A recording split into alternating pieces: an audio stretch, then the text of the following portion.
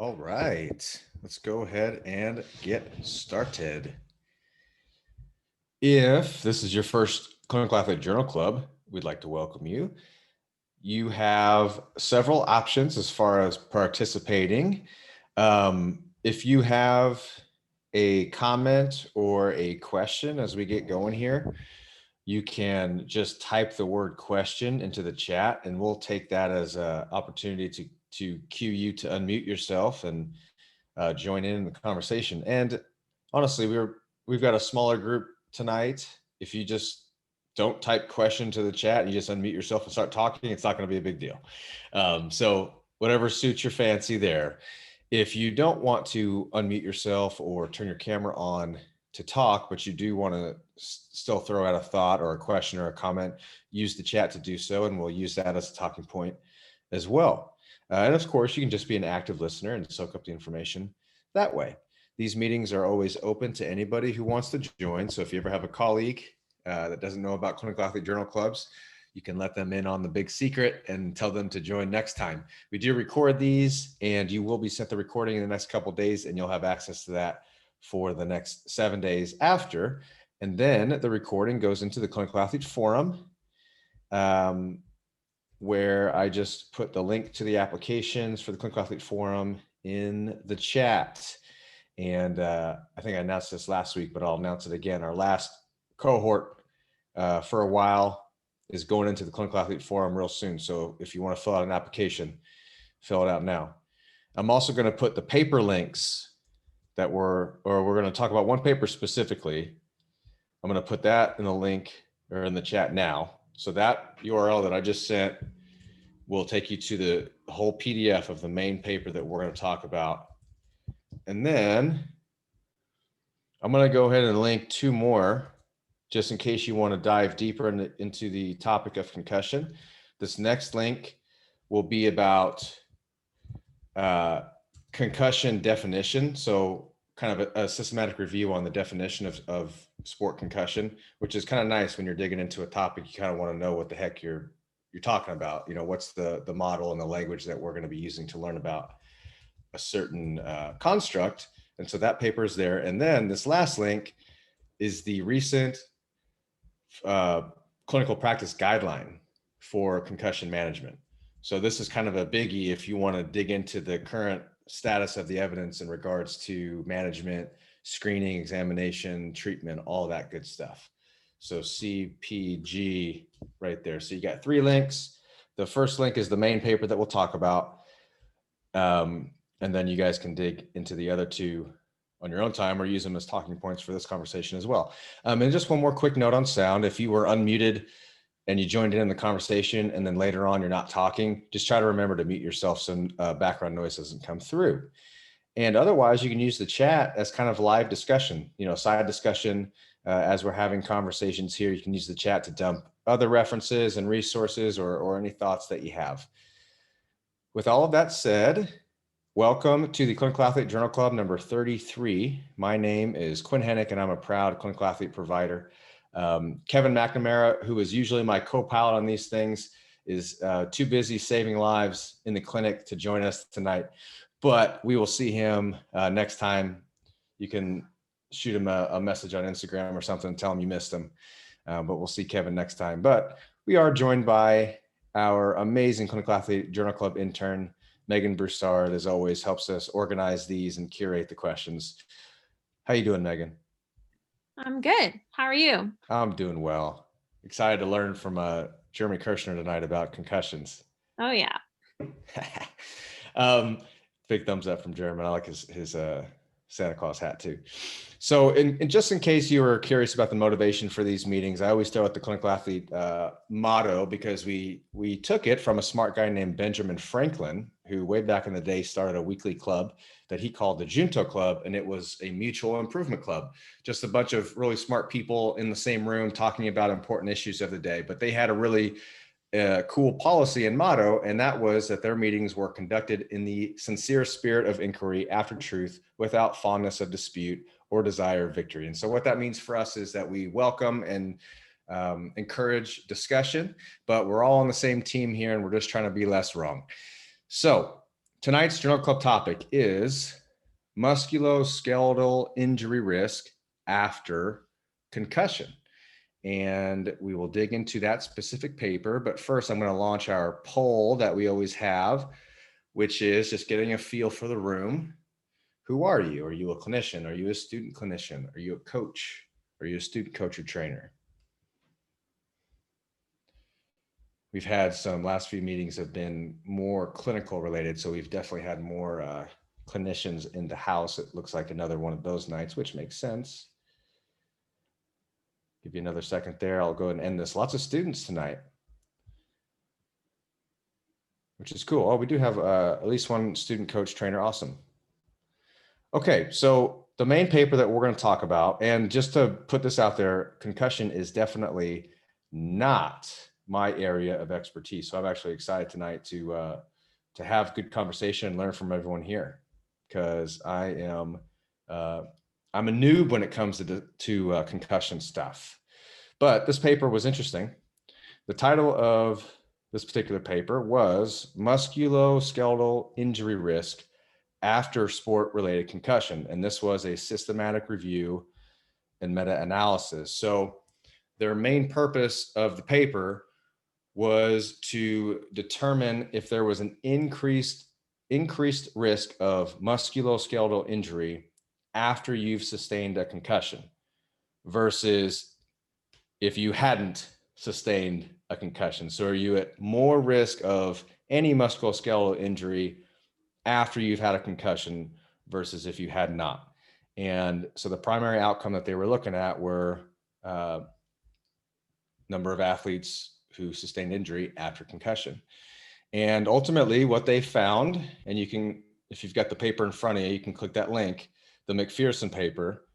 Ultimately what they found was that athletes who sustained a sport-related concussion were at a significantly higher odds of musculoskeletal injury than a non-concussed control group. And a second question they wanted to ask was if there was a difference between male and female, as in if a female got a concussion versus if a male got a concussion, was the female at even higher risk of subsequent musculoskeletal injury than males and vice versa? And what they found was the answer to that question was no. Both groups were of equal risk. They were both elevated, just like the entire cohort, but it was essentially an equal degree of risk or equal amount of risk. So that hypothesis proved true, and that's kind of the overarching, I guess, feel of the conversation here. But you can look at in the paper, figure 2 and figure 3 are the forest plots that they're using to kind of, the data that they pool together to create that conclusion. And we're not looking at a ton of studies here.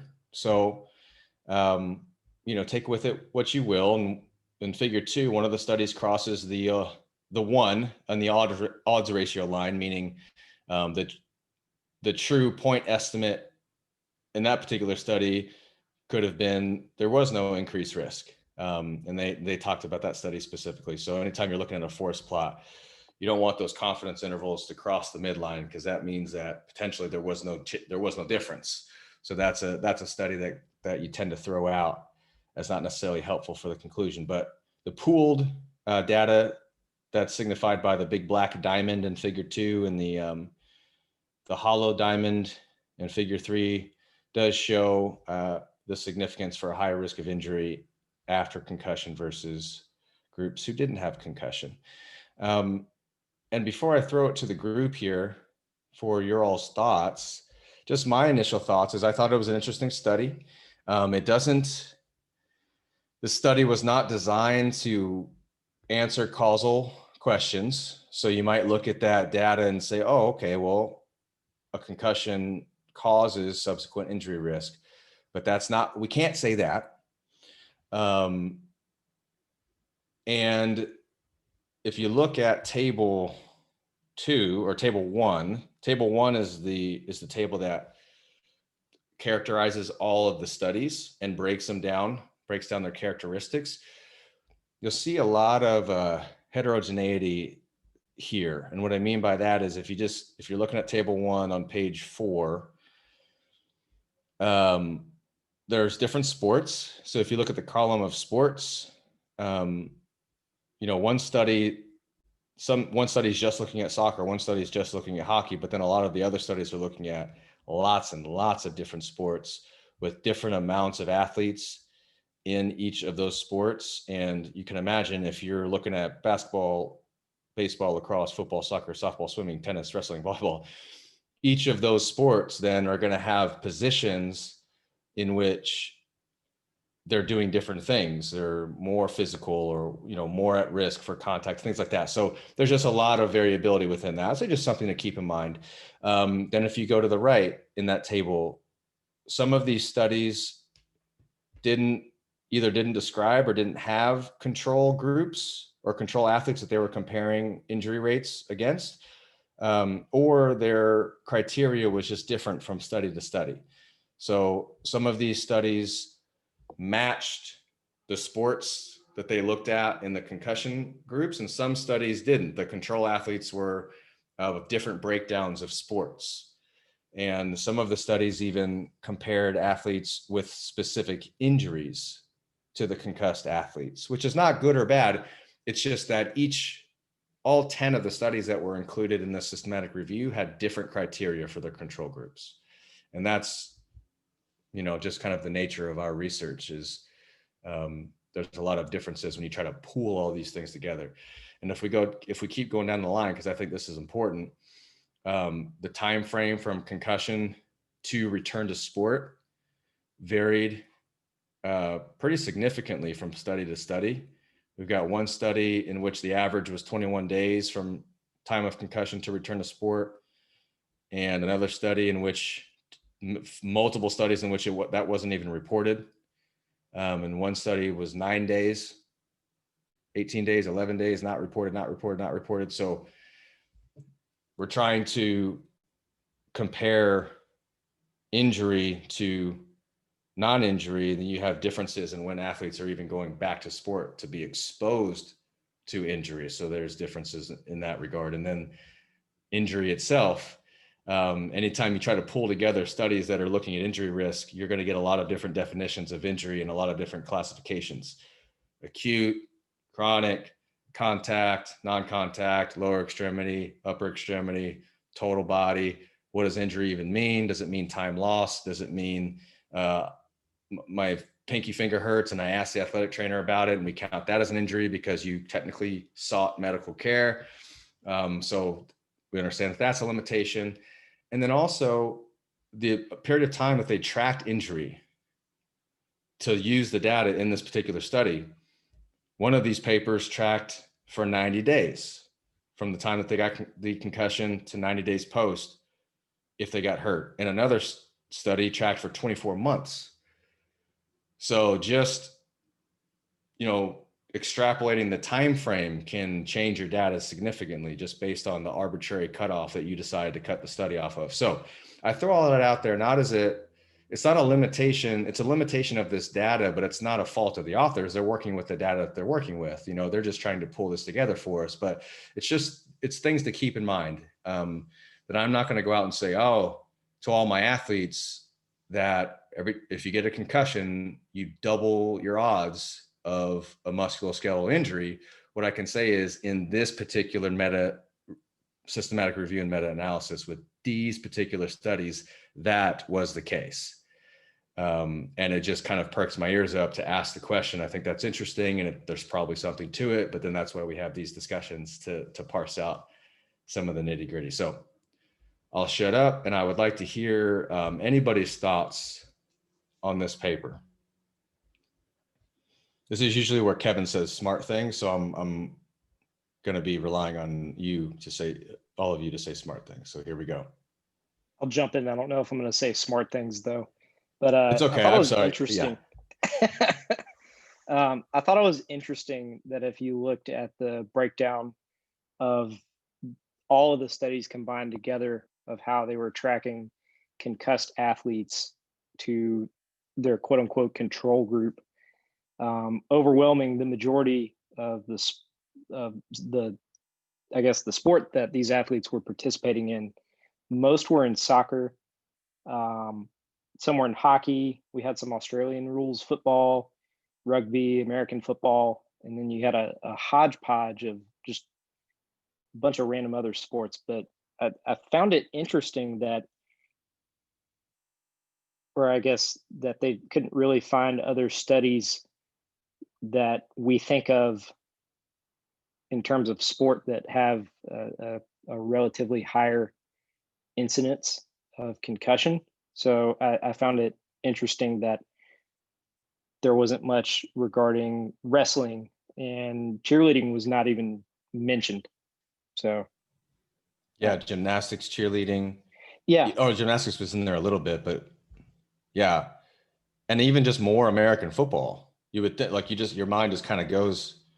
I noticed that too, Jeremy. And I'm wondering if we don't know this unless we talk to the authors, but I wonder if the study design kind of pigeonholes you a little bit, because if you're specifically looking for studies that also looked at a control group, then maybe you're doing your lit review and it's like, oh, our inclusion criteria, is a little bit more stringent than we thought. So systematic review is subject to its own inclusion criteria. So these are not the only studies that have looked at concussion there are a lot of other studies on lots of other sports, but for the specific question and the specific inclusion criteria that they imparted on themselves, this is what they got. And so I wonder if we had them in front of us, if we had to ask, if you knowing what you know now about this paper, if you could change your inclusion criteria to still try to answer the same question, but maybe open yourself up to being able to include different studies, then I wonder what they would say. But I did notice that as well.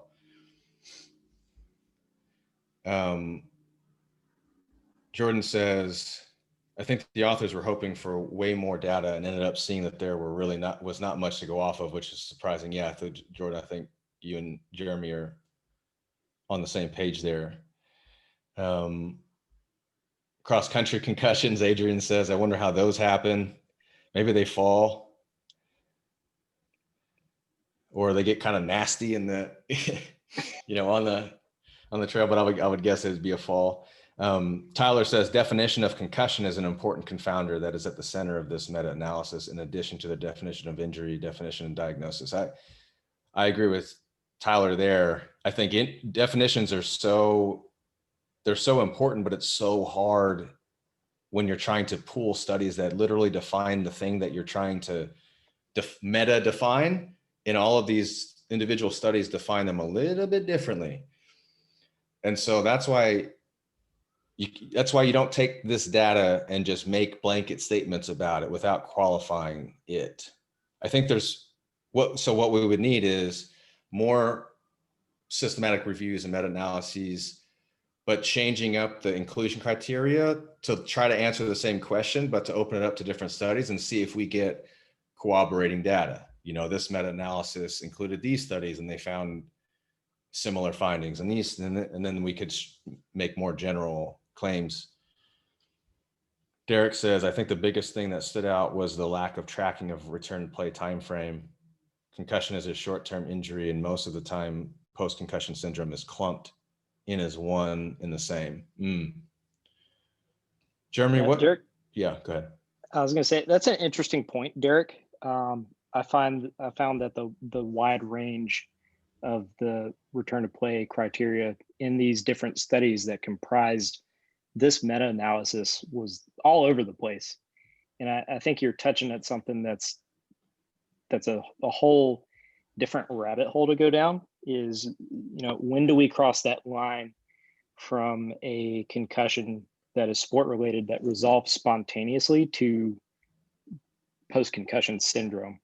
And I don't know if the data included here can really, I don't know if you could weed that out.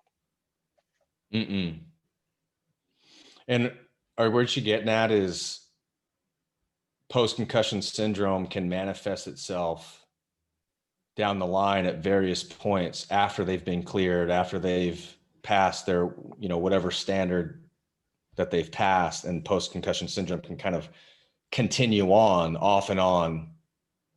And where do you draw the line in regards to pulling them back, or even documenting those cases, as they experience those symptoms?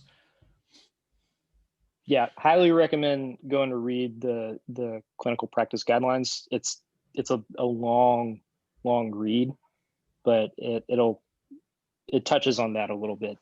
But just reading that, especially hard when post-concussion starts, it leads into getting to baselines prior to season.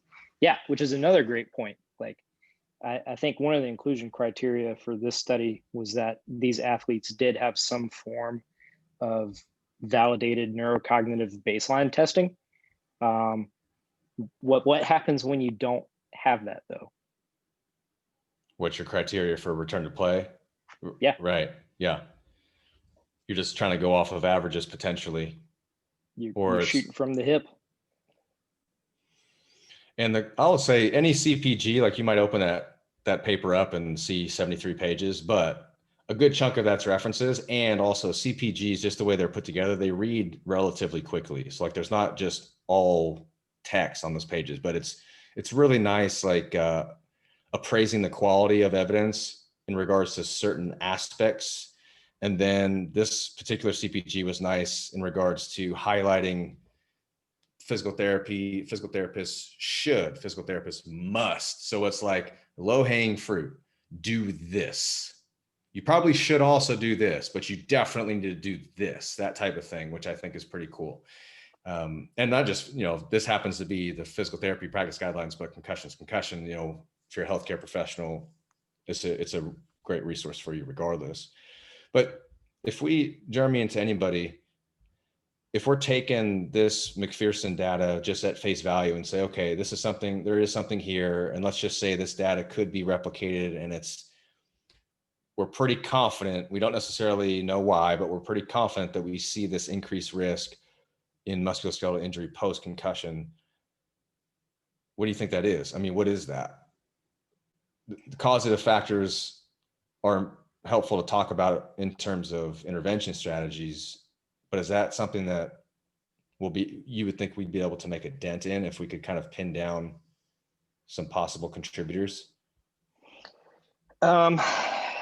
Potentially. And I think ultimately what this paper is getting at, they touch on that briefly in the physiological implications behind this increased injury rate that they're seeing. The key points that they touch on are that there's a potential for intracortical inhibition within the primary motor cortex that can be present for up to a year after concussion symptoms have subsided. There's the potential for poor postural stability, quote unquote, whatever that is.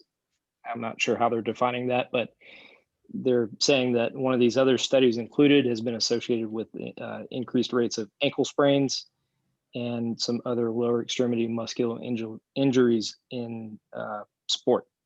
So I think what they're getting at is there's some sort of neuromuscular or motor control component that we need to be cognizant of or aware of, when we're treating concussed athletes. So how we work that into our evaluation and return to sport criteria should be taken into consideration.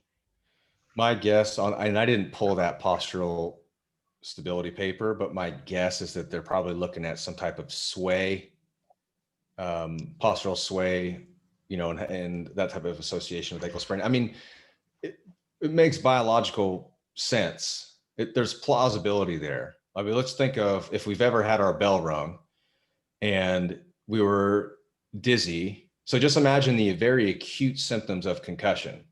And aside from the risk of getting your bell rung again, but just imagine going out onto the field and being all wobbly and wobbly like that and taking weird steps. And we've all probably stepped off a curb or didn't know there was a step there and like looking the other way and hyperextended our knee. Maybe we haven't all done that, but for those who have done it, it sucks when your proprioception is not timed with actual reality. and you have those instances. So just imagine now you're concussed and like every step is like that, and you're not quite feeling the ground or sensing your environment the way you would, anticipating what's going on. It makes total sense that in that scenario you would be at increased risk for injury. So now we're just saying that that risk still, and those deficits are still kind of there under the hood a little bit more than we're able to detect, or maybe more than we're currently trying to detect if we're not being super stringent, and that same type of risk and those deficits still kind of affect your processing from top down and from bottom up. It makes sense. I was actually thinking about this. So I work in high level rugby. I also played Oh, cool. rugby, and am currently a PT student. So I'll say like I'm an athletic trainer and then a strength coach, and I have like some limitations in terms of we don't have sport right now, and unfortunately our entire season got canceled last year because of COVID. So my more like recent experience with this, I was just trying to think as I was reading it, like if I zoom out and say, okay, what am I going to do with this information right now? Because I think we've kind of touched on, there are obviously quite a bit of limitations from this paper, but I think the utility, at least if I'm thinking, okay, I go tomorrow and I'm going to work with all these guys, how do I use that information in treating concussion? And I'm also through my school working on a research project about like return to sport after ankle injury and using like fatigue metrics for better return to play criteria, because that is obviously also limited in the literature. And this made me think of, okay, so if I'm treating someone with concussion, can I use some of like return to play criteria for a musculoskeletal injury, but take that a step further in assessing, okay, they're like cognitively intact from a PT concussion perspective, but then what are some higher level things that we talk about in terms of return to play from musculoskeletal injury that potentially I could integrate that's going to challenge that motor control, that reactive element that I could measure as a way of assessing, okay, do I feel more confident? Like, is there anything glaring? Obviously I'm not going to be able to, I don't have EMG. I don't know what it looks like, but I know I work with the same guys all the time. So I have a pretty good picture of, yeah, that doesn't look quite right. And kind of Quinn, what you were talking about with, having their bell rung or knowing what they're normally like and knowing what their reactivity is like in a training or game like situation, that arms me with a little bit of information to say, okay, well, I can actually use this now, even without much more. I mean, it makes sense to me, Alex. It seems like that's what they were getting at in the discussion of the McPherson paper too, is in the talking about incorporating some of these neuromuscular measures or whatever. They didn't go into detail, but it's probably because we don't have the answers to that, but it's probably, where do we start? Exactly what you said. I would imagine like we do have, let's just say, ACL return to testing and like your ankle return to sport protocols that you're talking about, things that just kind of challenge somatosensory systems and haven't been validated in the concussion cohorts, just because it just hasn't, we don't have it. We're not there yet. But does that mean like we don't try to tick off more boxes? I think it makes total sense. The other downside is then the normative data is we don't have that to kind of compare it to, like, but to your point, your group, and at least you have your priors. So you do have prior information. That's what normative data is. It's your priors. It's the prior information that you're going off of. But your priors are, I watch them all the time. I know how they move before. And I'm watching them now, and I'm just using my eyeball, and I'm using my intuition. I'm using these tests that we can maybe compare normative data to just healthy athletes, if you have a test that way, and go from there. I think it makes sense. And it brings an interesting question of, well, we're addressing concussion, return to play. And when we're talking about the brain. So if I'm comfortable with someone's brain, well then, yeah, maybe I'm comfortable with them returning to sport. But it's like, in thinking about, okay, well, it's beyond just am I going to stop someone from playing if I think they might be at an increased risk for musculoskeletal injury after a concussion? I would be hard pressed in my environment to say, you know what, I think you might sustain an ankle injury, so I don't think you're ready, but your brain's okay. Right. From all that we know currently. So I think it did bring up, okay, well, we need a better metric to assess, like, how do we distinguish what does an increased risk look like? I mean, we have other metrics when we're not talking about concussion, but in this regard, it sort of brought to me, okay, well, I need something that I can use that's going to tell me what that actually means. And I also think that's why it's so important to narrow this down a little bit and start defining injury a little bit more closely in a paper like this. It's tough because if we don't really talk about the type of injury, because some of these papers included chronic injuries, which I don't know, I haven't pulled them, but what does that mean? That probably means that they had this injury, or they were dealing or managing with this injury before they even got their concussion. So let's say it was like a tendinopathy, that they've had tendinopathy flare-ups for like 3 years, got a concussion, and then 6 months later or 3 months later, they had another tendinopathy flare-up, and they marked it as an injury for this paper because that was the criteria. But does that concussion lead to a flare-up in tendinopathy? I don't know. But Alex, that point makes total sense. And I don't know if we wait for the research to tell us to start throwing in some neuromuscular testing that we do with other return to sport criteria, and we wait to put those in for concussion return to sport. Yeah. Well, it's like, I would say no. you know, you can, especially, and I think I have a very like biased vantage point because I have access to the same people, and I both work in their strength and conditioning and in their athletic training. So I am fortunate in that I get to see them in all the areas where that is not the norm. And so I can try these things. Like, I could certainly say, well, okay, you've sustained a concussion. All right, let's see. Like, how do you do on this test? How do you do on this test? And we're actually developing right now, what is our like pre-participation testing screening look like? Maybe that's something that I use. And would love to hear anyone that has any information on that you want to send my way, because you know, I could kind of pilot some of these things with the 40 guys I work with. Yeah, that would be huge. Somebody just put in a Cameron Marshall paper in the chat. The use of an intensive physical exertion test as a final return to play measure in concussed athletes. Cameron Marshall actually did a webinar for Clinical Athlete on concussion. It's in the forum, and it was really, really good. He's a really good reference to learn more about this stuff. And then Cassidy says, if anybody's a member of the American Physical Therapy Association, and then subsequent to that, a member of the Sports Academy, there are some good webinars, and there's a concussion special interest group as well. So you go APTA member, Sports Academy member, special interest group member, and there you go.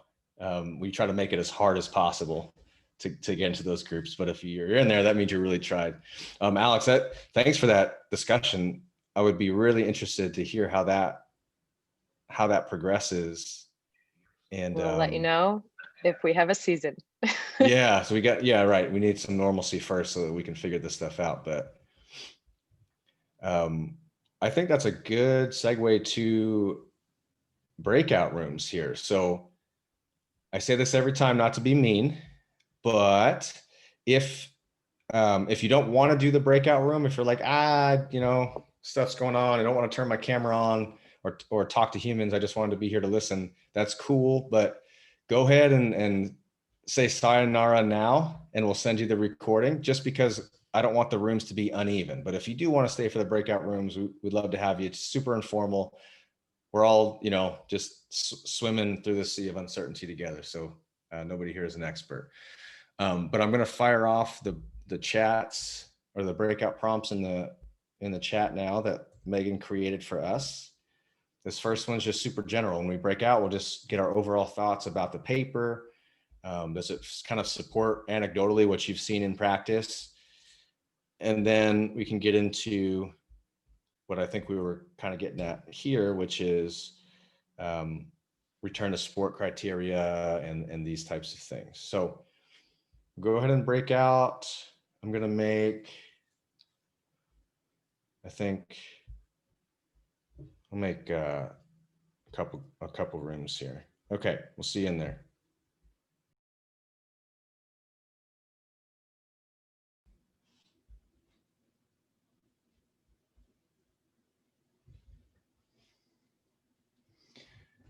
We back. All right. Megan, did you figure it out? Definitely. All the answers. Well, tell group 2 the answers, because I guess so. We started off just talking about kind of what we were talking about as a group, just with the return to play, that there's not, I guess, enough emphasis there with returning athletes, which is why there's probably so much variation in the studies, that from people's experiences, rehab doesn't tend to work the athletes back up to their sport very well. It's kind of just low level rehab and then get back out there type thing. And it was also mentioned that most players need cleared by a physician anyway. So if we did have tests, would they hold that type of thing? right. So would we be on the same page with the physician? Yeah. Or would we just be overrided? Yeah, and depending on the level, that's a lot of pressure, athletic trainers, especially when it's you saying, hey, I don't know if they're ready. You've got maybe a physician has a vested interest, the sport coaches, it becomes a when can this person play situation where, maybe the best interests of the player aren't always taken into account. We're a little biased, I think, in our circle because we see it from that lens, but you're totally right. And just looking at the return to sport or the timelines of return to sport in the paper, 6 days, 9 days. Yeah. 9 days, so somebody 9 days ago was wobbling and wobbling, and now this was the first day that they passed their graded exertion exercise test potentially, and now they might be back on the field or something like that. So yeah, lack of standardization there. So some other thoughts I thought were good that were brought up were like the psychological or fear avoidant component that could maybe arise, and kind of how are we assessing that as part of the return to sport? Heck yeah. And then just, I think we brought up before, if you know the athletic population that you're working with, you have your priors, that's one thing. But if you don't know that, then I feel like it's harder, or it was brought up that it's harder to be able to assess those individuals, or even a younger population who already doesn't have great motor control. Then now they had this concussion and you're trying to assess that component. And so kind of how that right goes. Yeah, a 12-year-old kid, and they're loosey goosey and kind of weird and wiggly and don't understand what you're saying anyway. Totally. Yuri, the floor is yours. I guess my question was, did any of the studies, if you were kind of compared the severity of the concussion to the chance of injury, musculoskeletal injury in the future? That's a good question. And the systematic review and meta-analysis did not take that into account. And I didn't pull, I'm not aware if any of the 10 studies that were included in the systematic review or 8 studies that were included in the meta-analysis did. I'm not sure, but that's a good question, because if the rebuttal to me saying, oh, well, you let them go back 9 days versus 21 days, but we have certain thresholds of severity. Well, they passed the criteria. So it wasn't about time. It was simply about the criteria. And if they passed sooner, and we would assume that that would mean less severe, which I don't know if we can say that either. So short answer to your question is no, I don't believe this paper in particular did not take that into account. But it could be like, if we look at ACL, it's not just about time, and it's also not just about return to sport. There's that evidence showing that, after about 9 months, if you keep them out of sport after 9 months, their risk of re-injury keeps going down. And I don't know what's magic about 9 months, but there's something about around that timeline. Don't know. And, anybody else who has more knowledge here, if we have a similar timeline with concussion, whereas if we can hold them out for 3 weeks, there's just something good that happens more and more after that point. I just made that number up. But if we can combine some type of time criteria and reference function criteria, I think maybe that's what we're looking at in conjunction with perhaps the severity of the symptoms and the injury itself. So it's a good question, Yuri, and I don't have the answer, but maybe somebody else can speak on that. Jeremy, what'd your group talk about? We talked about, we dove into post-concussion syndrome versus, just a concussion that resolves spontaneously. And I think Alex brought up a couple of good points with that. Alex, you want to jump in?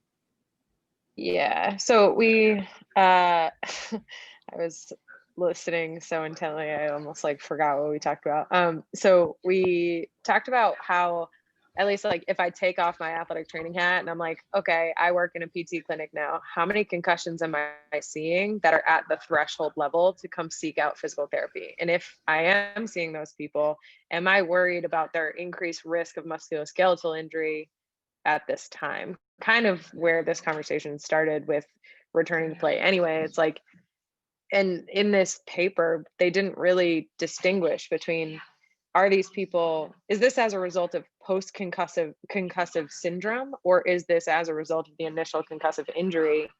And maybe should this increased risk be housed under the umbrella of being part of post-concussive syndrome and not as a result of an initial concussive injury? And we kind of dropped the mic and left that conversation because we didn't have any answers. But I am just curious, because I don't think, unless you're working in that athletic population, you're not really getting to see that many concussions in this in that area, unless they're really experiencing enough symptoms.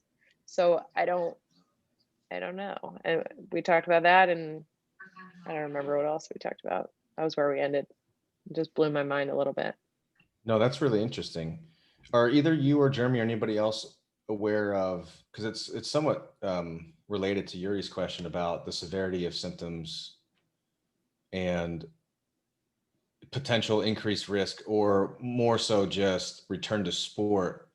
Is there a certain timeline threshold that we're looking at to try to keep them before releasing, or is it straight criterion based? You pass the exercise exertion graded test, enough times, that's based on our criteria, and then you're good.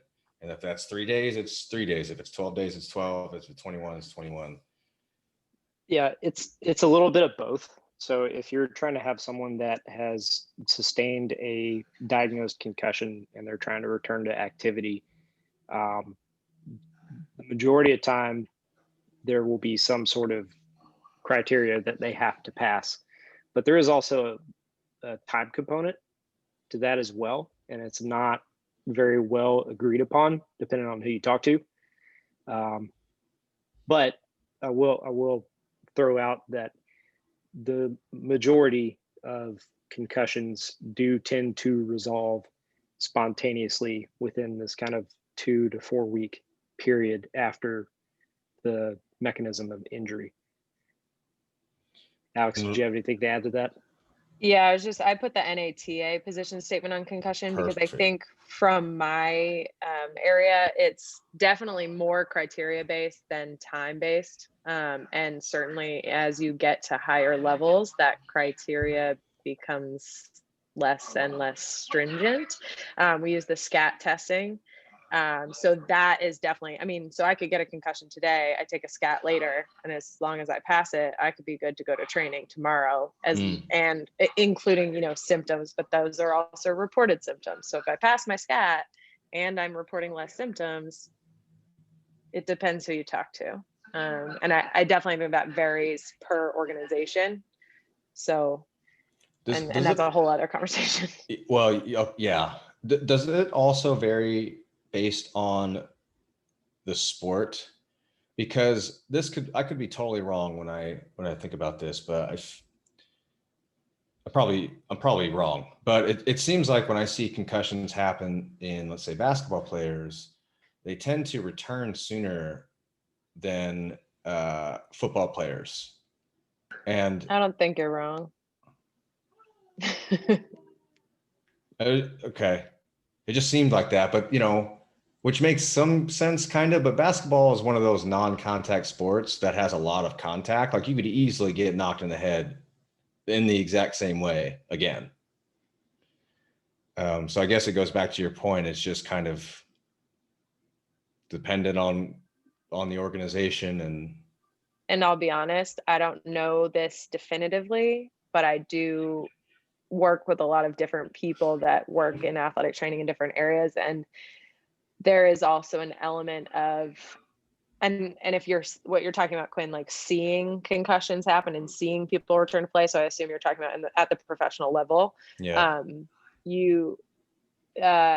There's less of an emphasis on it in sports that have a lower incidence of it. So no one's going to worry about LeBron because basketball doesn't have a high rate of concussion. But in football, there is like a microscope on those conversations and those return to play decisions. And I can't say 100%, but based on my experience, I would say that probably influences some decision making, unfortunately. I know the NFL and the NHL have like some person's job is up in the booth to watch the game, but those are the only two sports that I know of. 100%. I've never heard of anyone else ever doing that. So that just adds to Alex's point, I think. And you know, that rebuttal of, well, the incidence, so the chances of that basketball player getting a concussion in the first place is really low because the incidence is generally really low. So the chances of them getting a second concussion is also really low. So we justify them going back a little sooner because of that. But it's just the compounding, like the risk, the effect of a second concussion just seems magnified.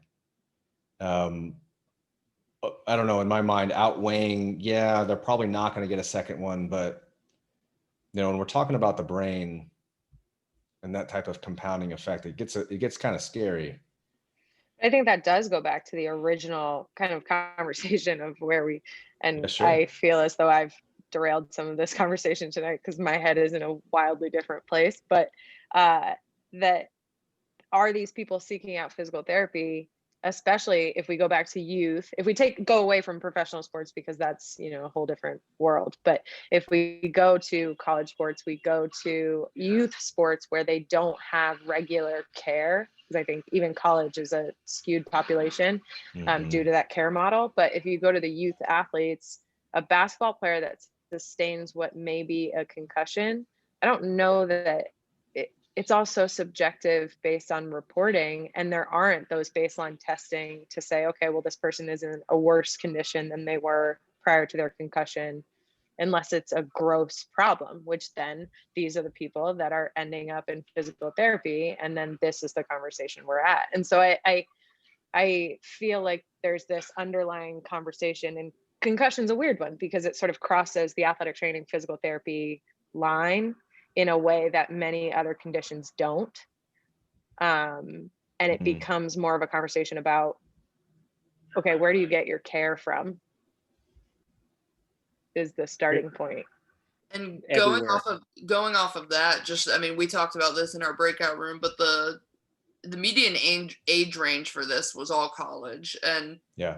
I'm working right now in Division I college football, and there is no outsourcing of physical therapy. To answer that question, there is none. Anybody who's injured stays in house, and there are no physical therapists on staff. So that's one component there. But then also to talk about what you guys mentioned, the pressure nobody's thinking about, to be completely honest, and it's sad, but nobody's thinking about lingering neurocognitive changes. Everyone's thinking about, can this person play on Saturday? Not even might they suffer an injury, but can they physically make it through a game? Probably.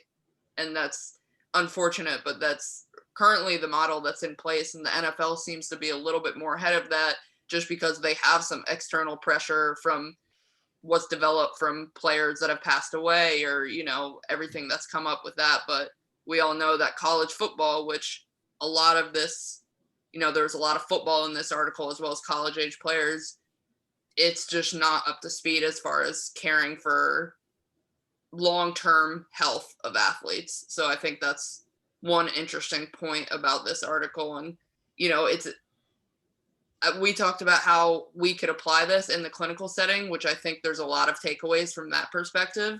Unfortunately, it's hard for us to go in and apply this in a college setting because we don't have the say there. You know, that's somebody talked about the pressure is from the coach, from the head man saying, well, we need this guy to play. So we don't really care that he might have these lingering changes. If he can play on Saturday without puking, he can play. So I do think that someone mentioned that this being more of a public health possible issue. And I think that's a great point, is eventually maybe college football, college sports in general catch up to this point of, okay, well, if we're thinking about not if this player can play on Saturday, but maybe for the rest of the season, because like you mentioned, we don't want that second concussion or second injury.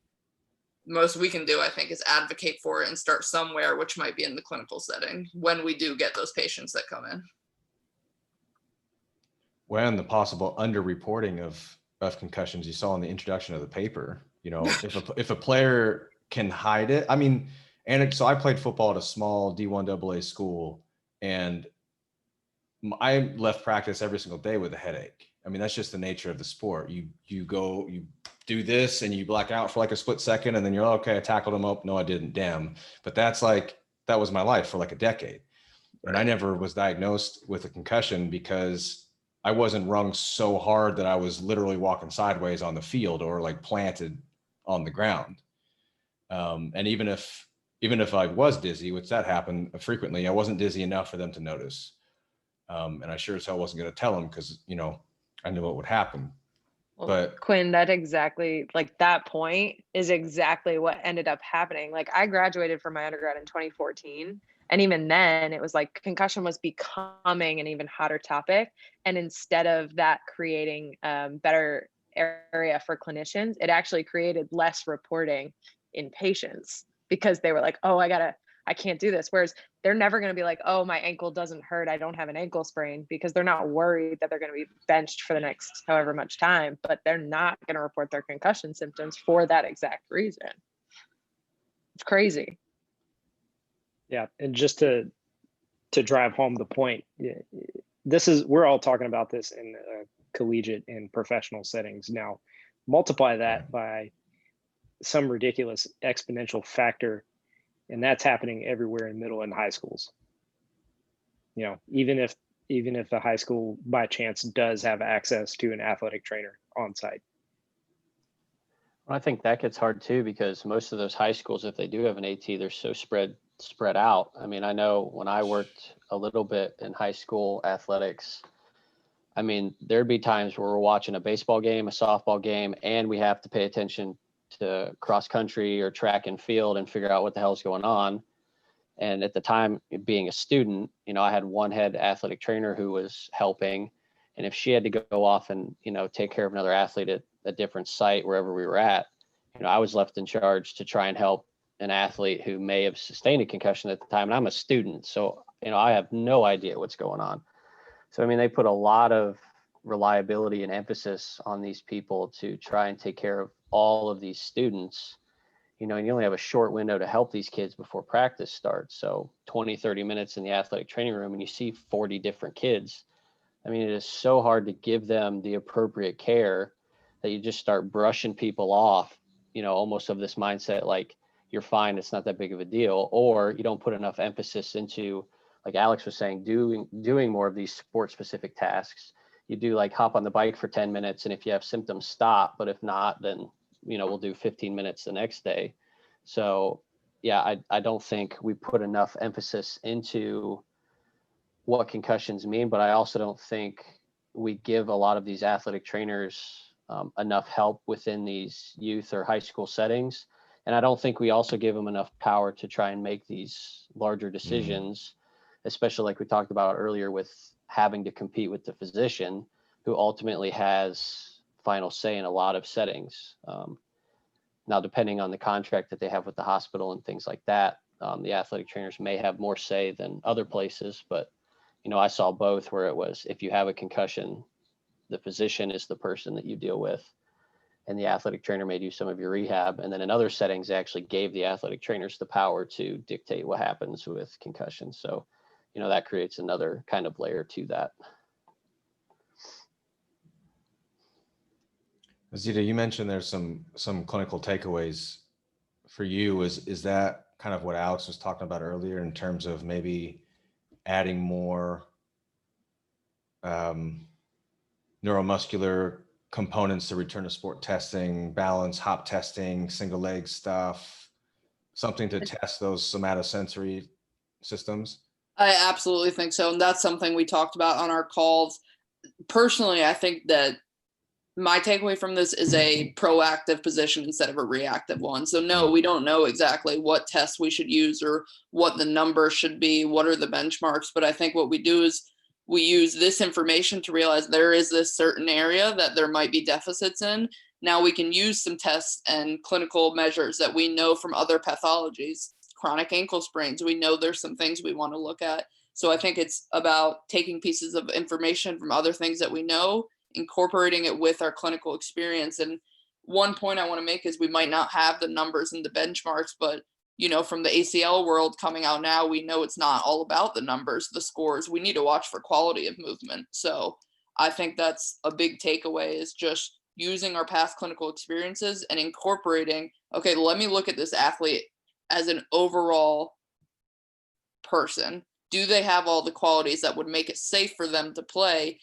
Let me focus in on this one area and just check a couple boxes to make sure that they're not showing any deficits. And I do think it's important to know what their baseline was before, but at the end of the day, you could look at an athlete without ever having seen them before and realize, okay, this person is not ready for this level of play right now, even if you don't know what they looked like before. Landing mechanics, let's look at that. So I just think, like I said, a reactive approach of, when you're in clinic from now on, this is something that we know is rising in prevalency. So let's take a look at these problem areas and lead the way instead of waiting for the research to come out and tell us what exact tests we need to do. Well, why don't we just look at quality using some tests that we do know measure these components that we might want to look at? I think another group that needs to be held accountable with a lot of these issues as well, though, are strength and conditioning coaches that we see at the youth and the high school level. Especially as an athletic trainer, I mean, there's only so much you can do in the athletic training room without kind of crossing over into what the strength and conditioning coach is trying to do with their athletes. And unfortunately, whether or not they're a true strength and conditioning coach, or it's the high school football coach who doesn't know a thing about lifting and he's just screaming at them to put more weight on, I do think that can also create another barrier, because we have this gap between, all right, we're trying to look at, potentially proper movement or get a better understanding of loading the system, but the person who's directing their strength and conditioning is somebody who doesn't care about form. It's all about the weight and just roo rah rah and in the weight room, which, I mean, I think again creates another issue. And I just think there needs to be more integration with these systems somehow, because again, if we're in a clinic setting and we're not able to work with these athletes as much or have as much say as maybe the AT or the coach or other things, I think it does get difficult. So trying to have more of an integrated model may be the best bet, or even like you guys were saying, public health may even be an even better move. I think that's a great point. I was going to say four-way neck ISOs for everyone. Low hanging fruit. Just get a strong neck, and we'll see where we go from there. Iron necks for every clinic. Dude, I'm not opposed. The Iron Neck is a pretty cool product. I was gonna say, you're speaking the college football language now. Uh-huh. Yeah. Yep. But I mean, you know, if there's some evidence on neck strengthening, and I think it's a low hanging fruit thing. I mean, it's so easy to do in various forms. I think you just start with where you can start. Obviously, we're talking about some potential risk reduction strategies now, or maybe even, you know, return to play if we've test some isometric strength with a dynamometer or something like that. You know, I don't know. But when it comes to my thought is, when it comes to the brain, there's going to be a lot of questions for a long time. Anytime we're bringing that bad boy into the picture. So it's certainly worth having conversations and trying things out and discarding what doesn't seem to be useful, trying other things and looking back at the evidence. Obviously, you know, keeping that in our left hand while we're trying things in our right hand in the clinic, and always trying to check ourselves with groups like this and with the evidence too, but moving forward, you know, with what we think makes sense from a plausibility standpoint. Derek, I think that's a great point though. Yeah, Derek, I want to piggyback off of that, and that I think ultimately the responsibility for improving care of concussed athletes, it's going to be shared by a multitude of professionals. You know, it's going to take PTs, it's going to take ATCs, strength coaches, physicians, you know, neurologists, optometrists. It really will be an interdisciplinary effort to see all this happen. It's an interdisciplinary problem. I think that's exactly, like, it's a weird one because it crosses so many disciplines. I think that's exactly where we kind of landed. And I think that's why this conversation kind of went away a little bit from the paper, is because it's such a weird problem to address, because you have so many hands in the pot and we may never even be the person, which is interesting. Well, and that too, I mean, at the higher level, you have jobs on the line, because, I mean, let's be honest. I mean, oh yeah, the coaches, as much as they say they care about their athletes, they're looking for the next kid to take the spot. And if you are a star athlete, they don't care what injury you have. You better be out there for practice or the next game. And even in those sports where they are looking to see, you know, who's been hit, you know, and monitoring, what do they say, spotters, you know, if you have a guy like Sidney Crosby in the NHL, I mean, he's your star player. You know, you may be concerned right away and give him the best treatment within the first couple of days, but you need him back on the ice as soon as possible as well. So, you know, I think there's a lot of the business side as well when you start getting into the higher levels that make this extremely difficult, because, you know, they also like to fill in the players on, you know, well, I need you and you need to be out here. And then there's also this, you know, idea that if I don't win, or if I'm not doing what this school expects me to do, I lose my job. So, and I saw that working with basketball a little bit at a D1 level, where, you know, these kids had so much pressure on them to get back out on the court. It didn't really matter what I had to say or the head athletic trainer had to say. It was, you know, my team needs me kind of an attitude. So what do we do? This is probably a very naive viewpoint and takeaway, but I feel like the most, like I've said, the most we can do is advocate for the right way to do things. And like Quinn said, with groups like this, because for example, I know there was a post today asking about who's got some resources on plyometrics. Someone redirected to Rehab to Perform's kind of guidelines on that. And I think that's the best way to go about making these changes, because there's not going to be some national overhaul of here's the right way to do it. Even with ACL, something that's cost more time, more money for professional organizations, that's taking a long time. So I feel like the best thing we can do is spread the information through grassroots, you know, of well, here's what I'm doing in clinic, or like we had today, here's what Rehab to Perform's doing with their plyometric progressions. I feel like that's honestly the best way to go about this, which seems like a very slow way to do it, but probably the right and most realistic way to do it is, well, we just had this conversation tonight, and here are some takeaways that we had.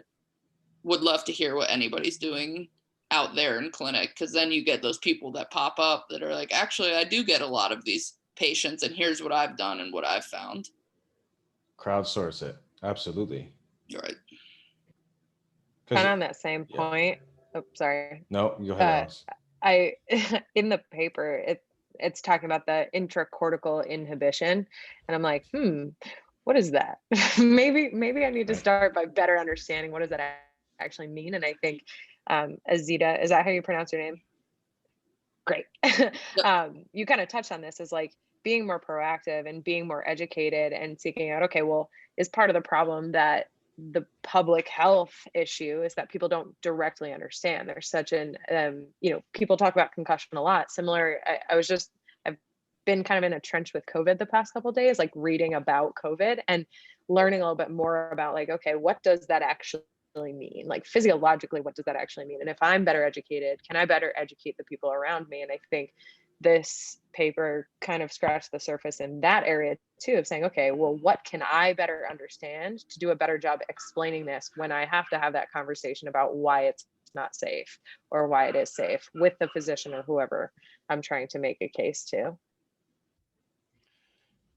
Yeah. And I think a lot of times these conversations go off and they go deep, and they go deeper than what we're actually able to implement tomorrow. But I think that's okay, because we have to go there to get there eventually, but we come back to where we are now. So we have the conversation, we're going to pull it back to where we are now, and we do the best we can. And then we revisit, have another conversation, and we go deeper than we can actually implement, but we come back. But a lot of times we come back to a different place. We come back a little bit more forward than where we were before. And I know after this conversation, that's the way it's going to be for me. Now having a few resources in the chat, we've got these papers, if anybody did a deep dive on these 3 papers, plus the 2 that were linked in the chat, just those resources alone, I think you come out of that with maybe just a more broad understanding of the current, status of that evidence. Alex is going to run her rugby study and report back. Yeah, exactly. Like stuff like that. Now I'll keep my ear to the ground for something like that. So I've enjoyed the conversation. I knew I wouldn't have any solutions coming into it, but I appreciate all of you. Any closing thoughts from anyone?